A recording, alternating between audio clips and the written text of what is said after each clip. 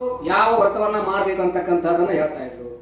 ನಾವು ಹೇಳಿದ ಪ್ರಕಾರ ನೀವು ವ್ರತವನ್ನ ಆಚರಣೆ ಮಾಡಿದ್ರ ಖಂಡಿತವಾಗಿಯೂ ನೀವು ಮಕ್ಕಳಕ್ಕಾವ ಅಂತ ಹೇಳ್ತಾ ಇದ್ರು. ನೊಂದವರ ನೋವನ್ನ ನಿವಾರಣೆ ಮಾಡ್ತಾ ಇದ್ರು. ಸರಿ, ಯಾವಾಗ ಆ ಲಿಂಗಮ್ಮ ಅಂತಕ್ಕಂಥ ಹೆಣ್ಮಗಳು ಶರಣಪ್ಪನ ಮನೆಯಾಗ ಬಂದ ಸುದ್ದಾಯ್ತು, ಆಗ ಎಲ್ಲರೂ ಆ ಮನೆಯಲ್ಲಿ ಸೇರಿದ್ರು.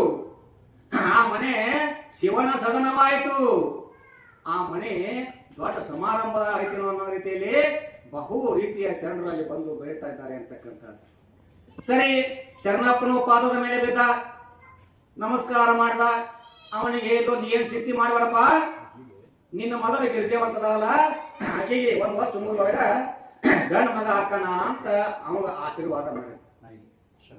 ಆದ್ರ ಆಕೆಗೆ ಯಾವ ವ್ರತವನ್ನ ಪಾಲಿಸ್ಬೇಕಂತ ಹೇಳು ಅಂತಂದ್ರ, ಏನು ನಿಮ್ಮ ಹೊಲದಾಗ ಪತ್ರಿ ಗಿಡ ಆಯ್ತಲ್ಲ, ಆ ಪತ್ರಿ ಗಿಡಕ್ಕ ನೀ ಹೋಗಿ 41 ದಿವಸ ಪೂಜೆ ಮಾಡಂತ ಹೇಳಿ, ನೀ ಪೂಜೆ ಮಾಡಿದಂದ್ರ ನಿನ್ನ ಗಂಡು ಮಗು ಹಾಕತ್ತಂತ ತಿಳ್ಕೊಂಡು ಆಕೆ ವರದ ಹಸ್ತವನ್ನ ಇಟ್ಟು ಅಂತಕ್ಕಂಥ. ವರದ ಹಸ್ತ ಆಕೆ ತಲೆ ಮೇಲೆ ಇಟ್ಟು ಪುತ್ರ ಪ್ರಾಪ್ತಿ ರಸ್ತು ಅಂತ ನಿನಗೆ ಪುತ್ರ ಜನಿಸ್ನಾಗ ಅಂತ ತಿಳ್ಕೊಂಡು ಆಶೀರ್ವಾದ ಮಾಡಿದ್ರು ಅಂತಕ್ಕಂಥ. ಹೀಗೆ ಯಾರೇ ಬರಲಿ ಅವರನ್ನ ಹತ್ರ ಕರೀತಾ ಇದ್ರು, ಅವರ ಮೈಯನ್ನ ಕೂತಿ ಮಾತನಾಡ್ತಾ ಇದ್ರು. ಇನ್ನ ಆಗ ಆಕೆ ಹೇಳ್ತಾ ಇದ್ದಾಳೆ, ನೋಡಪ್ಪ ನಿಮ್ಮ ಮನೆಯಲ್ಲಿ ಭಾವಿಸೋದಕ್ಕೆ ನನಗೆ ಆಗಿಲ್ಲ. ಯಾಕಂತಂದ್ರ ನನ್ನ ಕಾರ್ಯವೇ ಬೇರೆ ಇದೆ. ನಾನು ಕಲ್ಯಾಣಕ್ಕೆ ಹೋಗಬೇಕು, ಬಸವಣ್ಣವರನ್ನ ಕಾಣಬೇಕು ಅಂತ ತಿಳ್ಕೊಂಡು ಅನಿವಾರ್ಯವಾಗಿ ಹೋಗಬೇಕಾಗಿದೆ ಅಂತ ತಿಳ್ಕೊಂಡು ಎಲ್ಲರನ್ನ ಹತ್ತಿರ ಕರೆದು, ಯಾಕಂದ್ರೆ ಅಲ್ಲಿ ನೆರವೇರ್ತಕ್ಕಂಥವ್ರೆಲ್ಲರೂ ನೀವು ಹೋಗ್ಬಾರ್ತಾಯಿ ಇನ್ನಷ್ಟು ಸಿಂಗೇರು ಅಂತ ತಿಳ್ಕೊಂಡು ಬೇಡ್ಕೊಳಕತ್ತಿದ್ರು. ಆಗ ಆಕೆ ಹೇಳ್ತಾ ಇದ್ದಾರೆ, ನೋಡಪ್ಪ ನನಗೆ ಈಗ ಆಗಲ್ಲ, ಆಗ ನೀವೇನ್ ಚಿಂತೆ ಮಾಡಕ್ ಹೋಗ್ಬೇಡ್ರಿ, ಸಮಾಧಾನದಿಂದ ಇರ್ರಿ. ಆಗ ಪ್ರತಿನಿತ್ಯ ನೀವು ದೇವರ ಸ್ಮರಣೆಯನ್ನ ಮಾಡಿ, ಅದೇ ಮನೆ ಕುಟ್ಟುವಾಗ, ಬೀಸುವಾಗ, ಕೆಲಸ ಮಾಡುವಾಗ, ಕುಂತಾಗ, ನಿಂತಾಗ, ಮಲಗಿಕೊಂಡಾಗ ಹೀಗೆ ಶಿವನ ಸ್ಮರಣೆಯನ್ನ ಮಾಡ್ರಿ, ದಾನ ಧರ್ಮಗಳನ್ನ ಮಾಡ್ರಿ, ಪರೋಪಕಾರಿಗಳಾಗ್ರಿ, ದಯಾವಂತರಾಗಿ ಮಾಡ್ರಿ. ಪರೋಪಕಾರ, ಪರರಿಗೆ ಉಪಕಾರವನ್ನು ಮಾಡ್ತಕ್ಕಂಥ ಈ ಒಂದು ವಿಷಯ ಬಂದಾಗ ನನಗೊಂದು ಸಂಗತಿ ನೆನಪಾಗ್ತಾ ಇದೆ. ನಾನೊಮ್ಮೆ ನಮ್ಮ ಬೀಗರು ಹುಡುಗಿದೆ ಮಗಳ ಕರೆಯಾಕಂತ ತಿಳ್ಕೊಂಡು ನಮ್ಮ ಗಡ್ಡಿ ಸರ್ ಗೋಳಿಗುಡ ಪ್ರಿನ್ಸಿಪಾಲ್ ಅಂತಿದ್ರು. ಸಂಜೆ ಮುಂದೆ 5 ಗಂಟೆಗೆ ಬಸ್ ಹಾಕೋತ ನಿಂತೀನಿ, ಬಸ್ ಬಂದಿದ್ದಿಲ್ಲ. ಸರ್ ಆ ಕಡೆಯಿಂದ ನಾನು ಮಾತಾಡೇ, ಏನಪ್ಪ ದೇವ್ರ ಎಂತ ಪರಿಸ್ಥಿತಿ, ನಾನು ರಜಾಗಳ ಬಂದೀನಿ, ಒಂದು 5 ಗಂಟೆಗೆ ಬಂದು 7 ಗಂಟೆ ಮಟ್ಟ ಬಸ್ ಇಲ್ಲ, ಹೆಂಗ ಮಾಡೋದು ಅಂತ ತಿಳ್ಕೊಂಡು ನಾನು ವಿಚಾರ ಮಾಡಕತ್ತಿದ್ನಿ. ಅದ ಸಮಯದೊಳಗ ಗಡ್ಡಿ ಸರ್ ಅಲ್ಲಿಗೆ ಬಂದ್ರು ಸೈಕಲ್ ಮಾಡ್ತು. ಅಕಸ್ಮಾತ್ವಾಗಿ ನಮ್ಮ ಕಡೆ ಅವ್ರು ನೋಡಿದ್ರು, ನಾ ಬರೀ ಬಸ್ ರಿಕ್ಷಾ ಹೋಗ್ಬೇಕು ನಾನು ಐತಿ. ಯಾಕ್ರಿ ಸರ್ ಇಲ್ಲ ಅಂದ್ರು. ಸರ್ ಮಗಳು ಕರ್ಕೊಂಡು ಮಾಡಿರಿ ಬಸ್ ಇಲ್ಲ. ಬರ್ರಿ ಅಂತ ತಿಳ್ಕೊಂಡು ನಾವು ಒಬ್ಬರ ಅಲ್ಲ, ನಮ್ಮ ಮಗಳನ್ನ ನನ್ನ ಹತ್ತಿಸ ಬಂದು ಬಸ್ ಸ್ಟ್ಯಾಂಡ್ ಬಿಟ್ಟು ಹೋಗಿ ಅಂತ 7 ತಾಸು ಬರ್ತಿತ್ತು. ಆ ಬಸ್ ನಮ್ಗೆ ಸಿಗಂಗ್ ಮಾಡಿ ನಮ್ಗೆ ಉಪಕಾರ ಮಾಡಿದ್ರು. ಇಂದಿನವರೆಗೂ ಕೂಡ ನಾ ತಿಮ್ಸಾಕ್ ಸರ್ ನೆನಪಾಗ.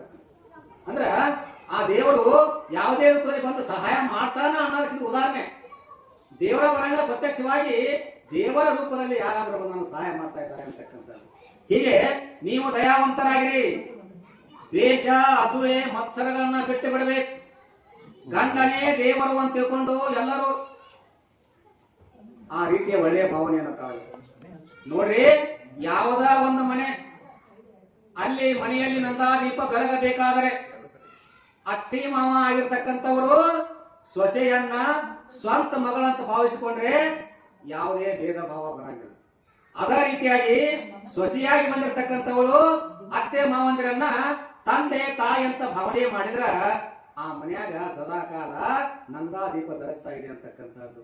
ಹಾಗೆ ಇಲ್ಲಿ ಸಾಮಾನ್ಯವಾಗಿ ನೀವೆಲ್ಲ ಏನ್ ಮಾಡ್ಬೇಕು ಅಂತಂದ್ರ ಮನೆಯಲ್ಲಿರ್ತಕ್ಕಂಥ ಎಲ್ಲರಂದ್ರೆ ಯಾರಿ, ಅತ್ತಿ ಮಾವ ಅಂತ ಬರ್ತಾನ, ಭಾವ ಅಂತ ಬರ್ತಾನ, ಮೈದುನ ಅಂತ ಬರ್ತಾನ, ನಾದಿನ ಅಂತ ಬರ್ತಾರ, ಎಲ್ಲರನ್ನ ಯಾವುದೇ ಭೇದ ಭಾವ ಮಾಡದೆ ಅವರನ್ನ ಪ್ರೀತಿಯಿಂದ ಕಾಣಬೇಕು. ಪ್ರೀತಿ ಅಂತ ವಸ್ತು ಜಗತ್ತಿನಲ್ಲಿ ಯಾವುದೂ ಇಲ್ಲವೇ ಇಲ್ಲ. ಅದಕ್ಕೆ ಈ ರೀತಿಯ ಒಂದು ಉಪದೇಶವನ್ನ ಮಾಡಿ ಆಕೆ ಕಲ್ಯಾಣಕ್ಕೆ ಹೊರಟರು. ಎಲ್ಲರೂ ಆಕೆಯ ಅಗಲುವಿಕೆಯಿಂದ ಬಹಳ ದುಃಖಪಟ್ಟರು. ಹಾಗಾಗಿ ಯಾರು ಚಿಂತೆ ಮಾಡಕ್ ಹೋಗ್ಬರ್ರಿ. ಆದ್ರ ಶರಣಪ್ಪಗ ಒಂದು ಮಾತು ಹೇಳ್ಬೇಕಿತ್ತು, ನೋಡಪ್ಪ ಶರಣಪ್ಪ, ನಿಮ್ ಹೊಲ್ದಾಗ ಏನ್ ಪತ್ರಿ ಗಿಡ ಆಯ್ತಲ್ಲ, ಆ ಪತ್ರಿ ಗಿಡದ ಬುಡಕ ಏನೊಂದು ಶಿವಲಿಂಗ ಐತಲ್ಲ ಕಟ್ಟಿನಾಗ, ಅದಕ್ಕೊಂದು ಗುಡಿ ಕಟ್ಸು. ಅದಕ್ಕೆ ಆ ದೇವರಿಗೆ ಏನ್ ಹೆಸರಿರ್ಬೇಕಂತಂದ್ರ ಪತ್ರೇಶ್ವರ ಪತ್ರೇಶ್ವರ ಅಂತ ಹೆಸರಿಟ್ಟು ಪ್ರತಿ ವರ್ಷ ಶ್ರಾವಣ ಮಾಸದೊಳಗ ಅಲ್ಲಿ ಶಾಸ್ತ್ರೋಕ್ತವಾಗಿ ನೀನು ರುದ್ರಾಭಿಷೇಕ ಮಾಡಿ ಸಹಸ್ರ ಬಿಲ್ಲ ಪತ್ರಿಯನ್ನ ಏರಿಸಿ ಆ ಜಂಗಮರ ಆರಾಧನೆಯನ್ನು ಮಾಡಬೇಕು. ನಿನ್ನ ಕೈಗಾದಷ್ಟು ಆ ಜಂಗಮರಿಗೆ ದಾನ ಧರ್ಮ ಮಾಡ್ಬೇಕಂತ ತಿಳ್ಕೊಂಡು ಅವಾಗ ಹೇಳಿ ಆಕೆ ಅಂದ್ರೆ ಆ ತಾಯಿ ಲಿಂಗಮ್ಮ ಶರಣರಿಗೆ ಆ ಶರಣಪ್ಪನಿಗೆ ಅನುಗ್ರಹವನ್ನು ಮಾಡಿ ಒಂದು ಅವನ ಕೈಯಾಗಿ ಭಸ್ಮ ಕೊಟ್ಟು, ಇದು ಕ್ರಿಯಾ ಭಸ್ಮ, ಇದನ್ನ ಮುಟ್ಟಿ ನಮಸ್ಕಾರ ಮಾಡಿ ಆ ಪಂಚಾಕ್ಷರಿ ಮಹಾಮಂತ್ರವನ್ನ ಅಂದು ಆಮೇಲೆ ಅನೆಗೆ ಧರಿಸ್ಬೇಕಂತ ತಿಳ್ಕೊಂಡು ನಾವು ತಿಳಿಸಿ ಹೇಳುದು ಅಂತಕ್ಕಂಥ. ಯಾಕಂದ್ರ ಭಸ್ಮ ಅಂದ್ರೆ ಅದಕ್ಕೆ ಬಹಳ ಪವಿತ್ರತೆ ಇದೆ. ಒಂದ್ ದಿವಸ ಪಾರ್ವತಿ ಪರಮೇಶ್ವರನ ಕೇಳಿದಂತ, ಏನ್ ಕೇಳಿದ್ವು ಅಂತಂದ್ರೆ, ಏನ್ರಿ ಲಕ್ಷ್ಮಿ ಕೊಳ್ಳಾದ ಎಷ್ಟು ಆಭರಣ ಅದಾವು, ನನಗರ ಮೈಯಾಗ ಏನಿಲ್ಲ, ನನಗೂ ಅಷ್ಟು ಆಭರಣ ಮಾಡಿಸ್ರಿ ಅಂತ ಕೇಳಿದಂತ. ಅವ ಅಂದ, ನನ್ನ ಕೈಯಾಗ ಏನೈತಿ, ಬರೀ ಒಂದು ಬೂದಿ ಐತಿ ನೋಡಂದ. ಬೂದಿ ಬಿಟ್ರೆ ನನ್ನ ಕೈಯಾಗ ಏನೂ ಇಲ್ಲ. ಆದ್ರೆ ಒಂದು ಕೆಲಸ ಮಾಡಿ, ಏನು ಒಂದು ಚಿಟಿಕಿ ಬೂದಿ ಕೊಟ್ಟಿನಿ, ಅದನ್ನ ಓದು ಸಂಪತ್ತಿನ ಒಡೆಯ ಯಾರಿ ಕುಬೇರನ ಹತ್ರ ಹೋಗು, ಅದ್ರ ತೂಕದಷ್ಟು ಬಂಗಾರ ಕೊಡಂತ ಅವ ಹೇಳು, ಅವ ಕೊಡ್ತಾನ, ಅದನ್ನ ತಗೊಂಡು ಬಾ ಅಂತ ಹೇಳಿದ. ಇಷ್ಟು ಹೇಳದ ತಡ ಪಾರ್ವತಿ ವಾಗು ಎಲ್ಲಿಗೆ ಕುಬೇರನ ಹತ್ರ ಹೋಗು, ಸಂಪತ್ತಿನ ಒಡೆಯ ಕುಬೇರ ಪಾಲು. ಅವ ದೇವಿ ಸಾಕ್ಷಾತ್ ತಾಯಿ, ಜಗತ್ತಿನ ತಾಯಿ ಬಂದಾಗ ನಮಸ್ಕಾರ ಮಾಡಿದ, ಬಾ ದೇವಿ ಯಾತಕ್ಕಾಗಿ ಬಂದ್ರೆ ಅಂತ ತಿಳ್ಕೊಂಡು ಕೇಳಿದ. ಏನಿಲ್ಲ, ನನಗ ಈ ಬೂದಿ ಅಷ್ಟು ತೂಕದ ಬಂಗಾರ ಕೊಡಪ್ಪ ಅಂತ ಕೇಳಿದ್ರು. ಅವ ಅಂದ, ಏನ್ ತಾಯಿ ಎಲ್ಲ ನಿಂದ, ನಾನ್ ಇದ್ರಾಗ ಏನೈತಿ, ಎಲ್ಲ ನಿಂದೈತಿ, ಬೇಕಾದತ್ ಒಯ್ಯಂದವ. ಯಾರು? ಕುಬೇರ. ಆಕೆ ಅಂದು, ನಾ ಏನು ಬೇಕಾಗಿಲ್ಲ, ಇದ್ರ ತೂಕ ಅಷ್ಟನ ಕೊಡ. ಅದೇನ್ ದೊಡ್ಡ ಮಾತಂದವ. ಈಚೆ ಕಡೆ ಒಂದು ಚಿಟಕಿ ಬೂದಿ ಹಚ್ಚಿದ, ಈಚೆ ಕಡೆ ತನ್ನ ವಸ್ತು ಬಂಗಾರದ ವಸ್ತು ಹಚ್ಕೋತವ.